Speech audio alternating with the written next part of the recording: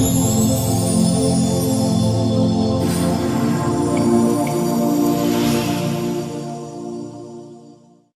बच्चों, कैसे हैं आप? उम्मीद करती हूँ आप बढ़िया और एकदम मजे में होंगे। तो आइए बच्चों, आज हम एक साहस भरी कथा पढ़ने वाले हैं। क्या है साहस भरी कथा? जिसमें साहसिक कार्य होते हैं जो हमें प्रेरणा देती है कि हमें साहस के साथ हमेशा जीवन में आगे बढ़ते रहना चाहिए। तो चलिए देर नहीं करते हैं और शुरू करते हैं अपनी इस कथा को। और हमारी इस कथा का नाम है साहसी बनो। तो बच्चों, बहुत समय पहले की बात है। एक दिन एक अंग्रेज बालक व्हाइट द्वीप के वानचर्च नगर में एक दर्जी की दुकान पर बैठा काम कर रहा था। उसका मालिक कहीं बाहर चला गया। बालक ही तो था, सुई धागा छोड़कर बड़ी ललक से, ललक यानी कि लहरता से, ललक से सामने दूर तक लहलाते हुए समुद्र के नीले जल की शोभा निहारने लगा। निहारने यानी कि एकटक होकर देखना। तो बच्चों, वो छोटा सा बालक था। जब मालिक चला गया तो उसने अपना सुई धागा छोड़ा और सामने समुद्र की लहरें उठ रही थी, उसको वो ऐसे देखता चला गया। उसके माता पिता नहीं थे। वह एक कंगाल अनाथ बालक था। कंगाल यानी कि जिसके पास रुपया पैसा ना हो, और अनाथ यानी जिसके माता पिता ना हो। तो वो बेचारा अनाथ था। पादरियों ने उसे पाला पोसा था और उन्होंने ही उसे एक दर्जी की दुकान पर सिलाई सीखने के लिए भर्ती करा दिया था।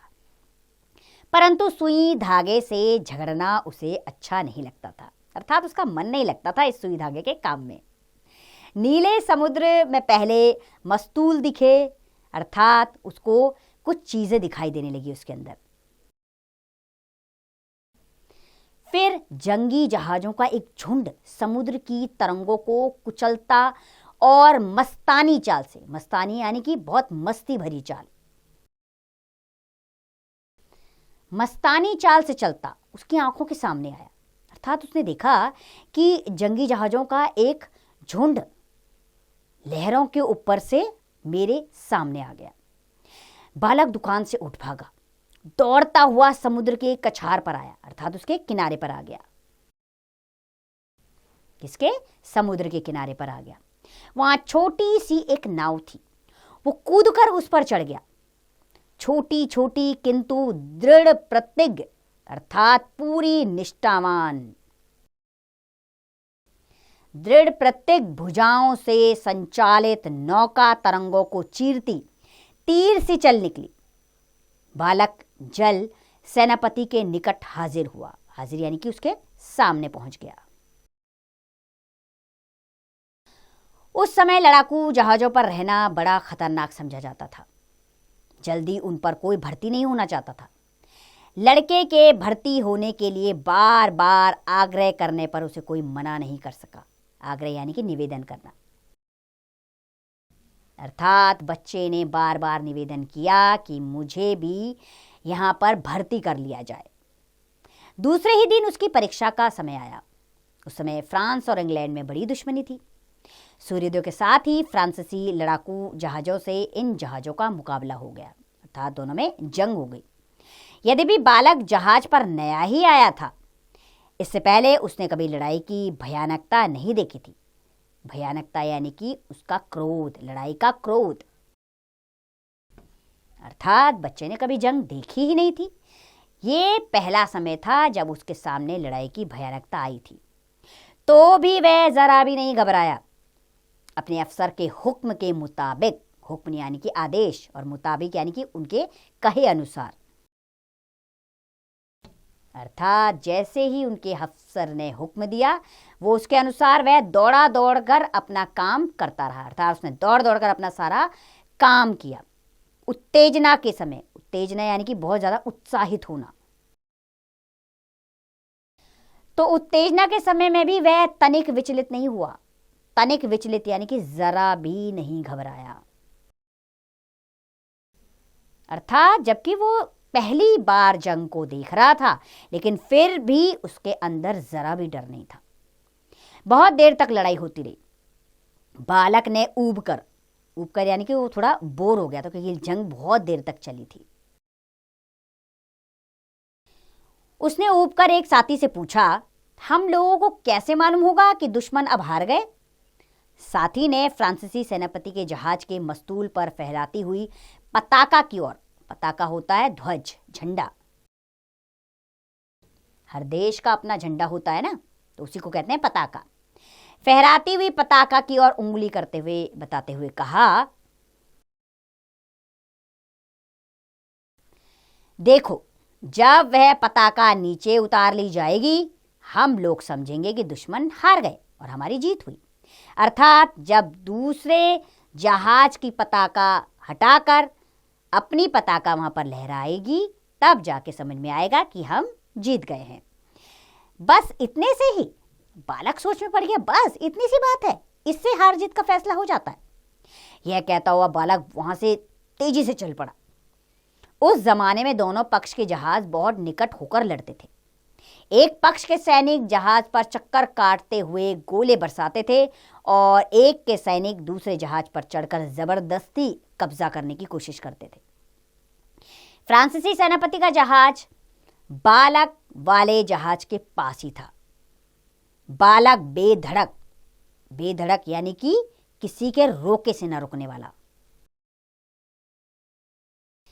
बेधड़क कूदकर उस पर चढ़ गया। फिर चुपके चुपके दोनों ओर की गोलियों की परवाह ना कर रस्से की सीढ़ी के सहारे मस्तूल पर जा पहुंचा, अर्थात उनकी छत पर चला गया।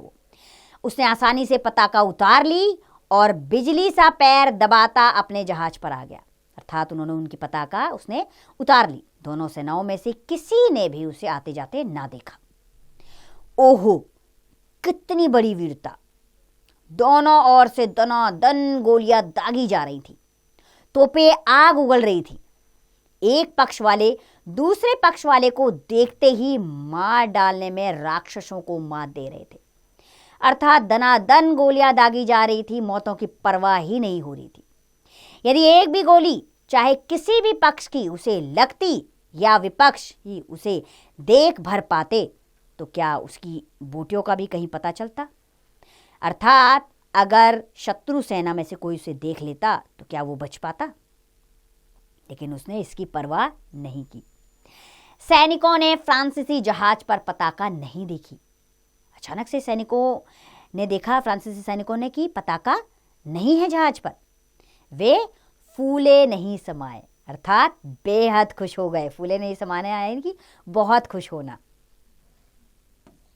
तो फ्रांसीसी सैनिक बहुत खुश हो गए कि पताका है ही नहीं। उन्होंने समझा दुश्मन ने हार मान ली है। वे उत्साह और उमंग में आकर फ्रांसीसी जहाज पर कूद पड़े। उनके इस अचानक धावे से फ्रांसीसी सेना भौचक्की रह गई। उनके सैनिक तोप छोड़कर दुम दबाकर भाग खड़े हुए। दुम दबाकर यानी कि डर कर भाग जाना। थोड़ी ही देर में फ्रांसीसी जहाजों पर अंग्रेजों का कब्जा हो गया। हम लोग जीत गए, यह जानकर आनंद में उछलता हुआ वह बालक आगे आया। उसके हाथ में फ्रांसीसी पताका थी। सब लोग यह देखकर आश्चर्यचकित रह गए कि अरे, फ्रांसीसी पताका इसके हाथ में कैसे पहुंची। इस घटना की खबर अंग्रेज सेनापति को मिली। उन्होंने बालक को बुलाया और समूची कहानी सुनी, अर्थात उन्होंने पूरी कहानी विस्तार पूर्वक उस बालक से सुनी। खुश होकर उन्होंने उसे छाती से लगाया, पीठ ठोकी, बहुत कुछ इनाम दिया और ऊंचे पद पर तरक्की कर दी, अर्थात उसकी तरक्की हो गई थी। अब साहस और वीरता के कारण उसकी तरक्की का सिलसिला जारी रहा, यहां तक कि एक दिन वह अंग्रेजी जल सेना के सबसे बड़े पद पर जा पहुंचा। यही बालक आगे चलकर नौ सेनापति हब्सन के नाम से प्रसिद्ध हुआ। तो बच्चों, रामवृक्ष बेनीपुरी द्वारा लिखित ये कथा एक सच्ची घटना पर आधारित है। ये कथा हमें यह समझाती है कि वीरता और साहस के साथ किया गया कार्य हमेशा हमें बुलंदियों तक पहुंचाता है। तो बच्चों, आप भी इस तरह की कहानियां आप पढ़ें और ज़रूर जीवन में इसे लाएं। ऐसी कहानियों को पढ़ने से साहस आता है, जीवन में उमंग बढ़ती है, जीवन में आगे बढ़ने की प्रेरणा मिलती है। तो आप इस तरह की और कहानियां पढ़ें और औरों को भी सुनाएं। ये तो मनोरंजन तो करती करती हैं, साथ में हमें आगे बढ़ने की प्रेरणा भी देती हैं। तो मुझे पूरी उम्मीद है ये कहानी आपको बहुत पसंद आई होगी। आप इसे दोबारा ज़रूर पढ़िएगा और ऐसी ही अनेकों कहानियाँ पढ़िए भी और सुनाइए भी, क्योंकि कहानी सुनना और समझना दोनों ही एक कला है। आप इस कला में ज़रूर निपुण हो जाएंगे, ये मुझे पूरी उम्मीद है। अब इसका अभ्यास कार्य आप स्वयं कीजिए।